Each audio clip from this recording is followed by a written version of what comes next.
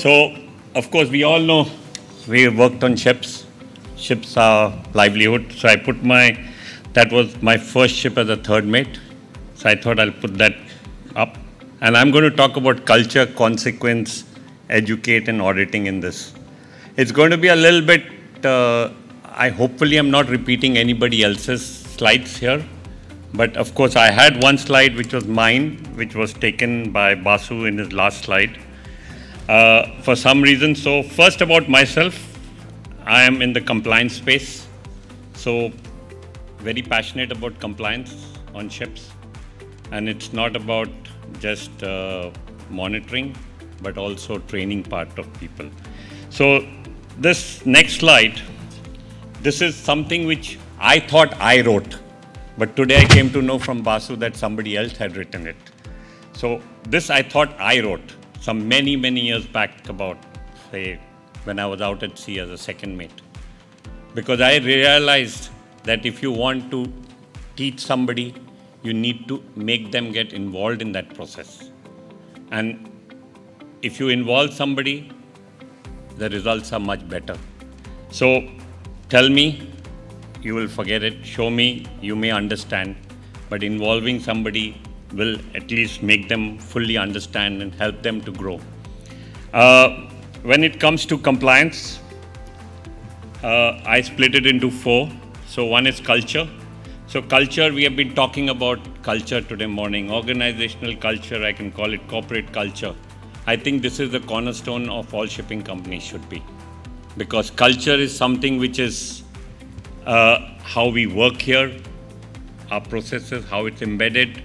It's about the way things are done in this office or this organization. And this culture is also related to a master on board, his culture, how he wants to run his ship, basis what the company is doing. Educate, so we'll talk about a little bit via training and awareness. Auditing, of course, everybody knows we like to go on board and give big list to everybody, but it's not always about giving big list. And of course, consequence. I think people still are not understanding the consequence of compliance failures. And something which is very close to me is environmental compliance, which I'll come to that, how seafarers are getting affected by it. And of course, you have certain, so culture can be divided into 4. You have culture of reporting, you have a just culture, you have a learning culture, and a flexible culture. So we all now in this, after COVID, are in that flexible culture, work from home. As far as your work is done, you've got that flexibility in work, which was not there before. Before COVID, we never knew there was something called work from home. If you wanted to stay at home for a day, you took a leave. Yeah, but now people do work from home thrice a week, twice a week, whatever. So, of course, this slide, something which already Sanjay also showed, but I turned it into something different, human, organizational, and technology. So this is your approach to safety, human, having the right culture, attitude, behavior, perception. This is something very critical to an organization in a learning culture. Organization, processes aligned to best practices. We do have a lot of processes, but are they aligned to best practices or just because the industry or the ISM tells us we put it there? But how do we actually align it to the best practice? And technology is controls aligned to best practices. How do we get those controls in place to have them implied into best practices? Now I talk about human factor. This has been talked today so much. What is human factor management? It's about managing so many aspects of a person. It's managing self, managing change, managing families, managing shows, managing quality, managing environment. So it is not just about a person, but it's about the full cycle. So you are including these human factors, you're managing your families, means you're managing your kids, wife, dog, that's a very important aspect of your life also. And we also, industry has come up with what is element and what is human factor and what is element. Some people think it's the same thing. No, it's two different things. A human element is something which human do, and we try to maximize how we do that thing basis to make ourselves perfect. But a factor is something which, on the other hand, is how you actually work with that human within his capabilities and trying to work with him to improve himself.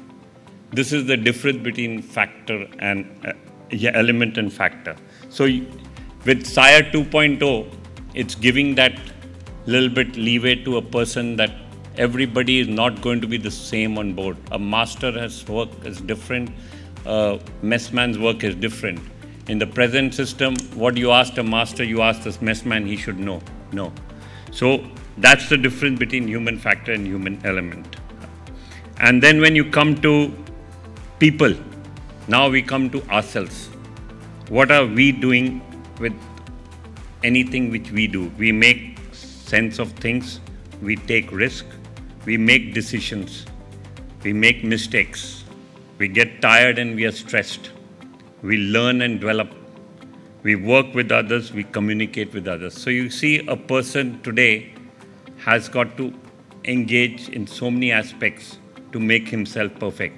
So when a person, this points to 8 aspects of human nature. Who builds ships? People build ships. It's run by people. It's managed by people. It is regulated by people. We make all the regulations.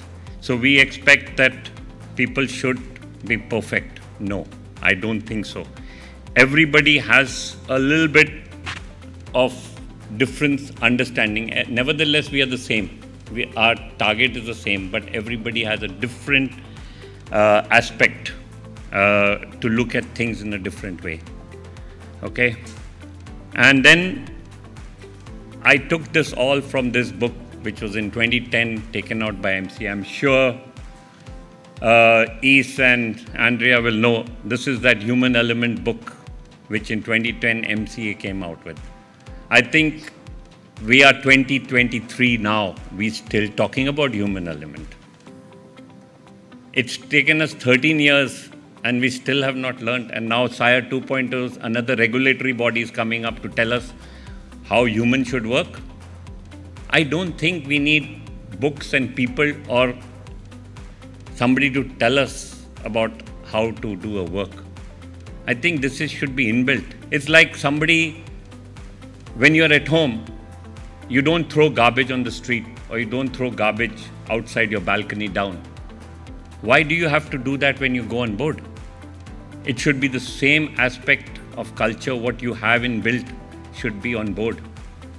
That's our problem, that when people step on board, even as superintendents, when they go on board, why do we have that attitude that, oh, we are superintendents. We were still seafarers. And remember, you're going to somebody's house. The master is the captain, is this house you're going to. Give him some respect. But we go on board, superintendents go on board with that attitude. Oh, I'm the superintendent, let's see. It's the same with the SIRE inspector, same with the port state. So what are we doing? As somebody already said, we are not giving any authority. We're taking away the authority from the masters. So now even if he wants to do a certain stoppage, the first thing as soon as he stops, and if he does not report within 10 minutes, a call comes from the ship office. Hey, I see you have 0 speed. You didn't report. Hello, give him some time to report at least.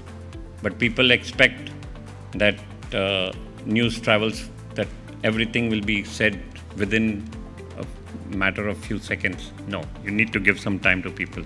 So human element, this guide, I tell you, is perfect. I've gone through it, and we, in our last company, we purchased 200 books and gave it to all the ships. I hope still on board, but it's a good guide to read. So now we talk about human again. What can go wrong? Humans are not machines. We are good at very different type of work. We can assess situations, we can apply knowledge, we can this thing, but we are bad at certain things like repetitive work. Some people get bored with repetitive work. We can't concentrate for a long time. Now we have our beautiful handphones next to us. Every 5 minutes we want to look at each side. We want to look at the phone. So we are not good at, we get tired, we get fatigued, we are dull, we get bored. So we need something new in life always. And it's common for seafarers to make lapses.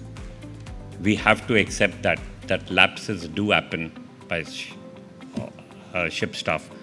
So, because they are either distracted, preoccupied, there's change in some circumstances, they're stress fatigued.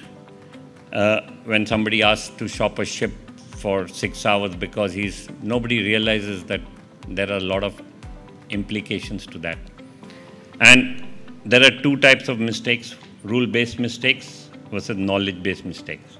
So one is something which is rule-based is when a person does not know and he makes a mistake, it's a rule-based mistake where he's established the rules wrongly or he thought about it wrongly. That's rule-based. And knowledge-based mistakes is when people are ignorant and overconfident. That's knowledge-based. So this leads to my favorite topic, environmental compliance. Give me a few slides and I'll tell you what it is. Okay, I'll skip these because I want to go to the main. Somebody asked about criminalization of seafarers. Okay. Why? Because we are still doing MAPOL violations. Companies are still getting into problems because somebody on board decided to do something. And these are not rule-based mistakes, they're knowledge-based mistakes they're doing. These people, okay, I'll skip this also, I don't want to waste time on that.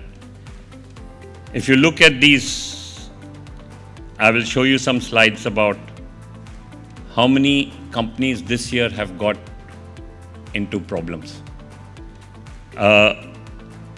Because of falsifying all record books, concealing evidences, and if you look at this, Oppo, you've given me no time today. I'll skip this. Okay, here, these ones. These are just one or two companies which I'm going to mention. Why do they throw garbage overboard? Why are they burning garbage in drums and the poop deck? These are questions which everybody needs to ask, that is that a culture? The problem is the culture in the company which has been set leads to people doing this on board. It's like you get a superintendent gets a call at 5 in the morning, he had a bad night, whatever. He says, can you manage? Now, that word manage has two meanings. It's manage within the culture of the company or manage outside. So now it all depends on what's your company culture. If your company culture is, just manage, we need to save money. If that's the culture, the guy will make a violation. But if the culture is do the right way, right thing, he will not. So my point here is to people is that the company cultures needs a lot of efforts to improve. The corporate culture, people working, amount of stress the superintendents are going through in a day in ships or on board or in office, it's only firefighting they do. Where is the corporate culture? Why is corporate culture not improving? Why are this year itself from June to October, 9 shipping companies have got fined of $2 million each.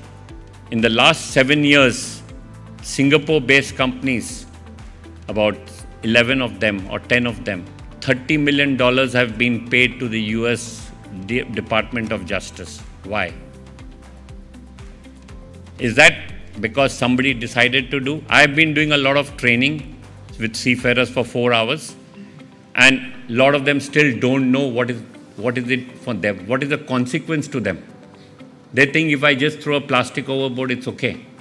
No, it's a $500,000 fine for throwing one plastic overboard. That's what DOJ charges you. And then you have a 4-year ECP program. You have a lot of other things on top of that. So I know my time's up, but corporate culture is something which needs to take a forefront and improve, because that's where I see the issue is. With my trainings which I've done, I have noticed that seafarers are still ignorant. Oh, they thought that nothing going to happen to us. We don't get penalized. Atul, I have to. Thank you. Thank you. Thanks a lot. Thank you. Thank you. Probably.